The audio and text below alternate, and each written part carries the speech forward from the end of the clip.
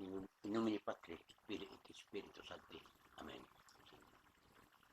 Lord, salamat o pinimo ginuunit kagabion. Nagiri mo kong bidasik. Isa pagtupi sa iyong pulong. Aron sa pagpatinaw nga sa mo kaigsunan. Ang nagtanaw o nagpamati sa mong pagtulunan. May tungkol sa pagtulunan sa Diyos o sa doktrina sa Santa Iglesia Katolika Apostolika Romana. Daghang salamat, Lord, sa imo kinikabuton aron mapadayag ang imong pagtuo. Ilitan na akong gipangayo ng Kristo mong Ginoo. Amen. In nomine Patri, Filii, et Spiritus Sancti. Amen. Ug karon may ison may gabi.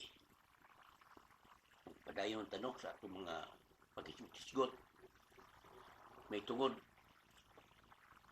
ning pagtulunan sa Santa Iglesia Katolika Apostolika Romana. Na humana man ta og tuki sa Biblia, niya nasab kita karon sa may tungod sa matuod na iglesia. Kaya ato ang magkikisgutan sa una nga ang matuod na iglesia gitukod ni Kristo mao ang haligi ug sukaran sa kamatuoran. Manang ari na puta sa matuod na iglesia.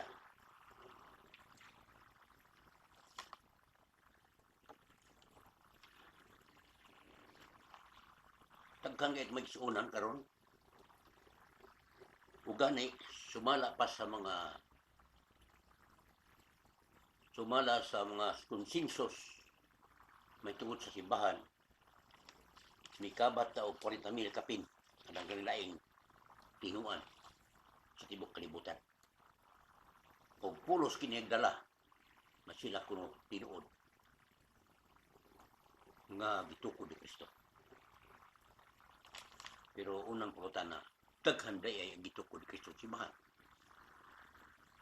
Igsuon, dili daghan kundi usara. Kaya sumala pa sa San Mateo Kapitulo 16 versikulo 18. Et ego discutibi hiatus Petros et Petram edificabu ecclesiam et fortin piri in paribodabod arbisus iam. Nga sabi saya pa, ikaw si Pedro, ug sa ibabaw ning bato, tukuron ko ang akong iglesia. Ug bisan gani ang gahan si Pedro dili makuba ug dili makabuntog niing simbahan. Sa 19, versikulo 19, ihatag ko kanimo ang Yahweh sa gihirian sa langit, ang imong idili dinhi sa yuta, idili usab didto sa langit. Ang imong tugot nimo dinhi sa yuta, itugot usab didto sa langit. Sa daya kayo nga ang Kristo nagsukod og usara kay iglesia. Kay ningo man siya, tukod ko ang akong iglesia. Dato usara kay iglesia gitukod. Apan kumusta man karon daghan makaini? Asa makani ang matuod nga simbang gitukod Kristo? Ngayon, atong subayon ang history. History may tungod sa simbahan nga gitukod Kristo diya sa Biblia. Atong tukiot. Una, matud pa ni Kristo nga ang iyang pagtulunan, ang iyang simbahan magsugod gyud sa Jerusalem. Asa mabasa? Sa Lucas Kapitulo 24, versikulo 47. Nga ang iyang pagsugod, ang pagsangyaw, ang sugod din sa Jerusalem. Mao nga, kung naa may simbahan, nga dili sa Jerusalem, magagikan. Kaingon ta nga, di na mo'y tinuod. Kay matuod pa Kristo, magsugod man sa Jerusalem. Unya, ingon dayon ang uban nga, kami, nagpaghote among gitudlo, pagtunan man sa Ginoo, pagtuman ni Kristo. Kung sa may gingon, magikan man sa Jerusalem, kung tana, gikan mo sa Jerusalem. Ngunit pong tana, kay matod pa niya, sugod man sa Jerusalem, ipasangyaw ang iyang maing balita. Usbon ko, Lucas, Kapitulo 24, versikulo 47.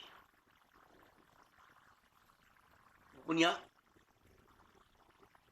noon sa pagtabuha, nga wa naman Jerusalem ni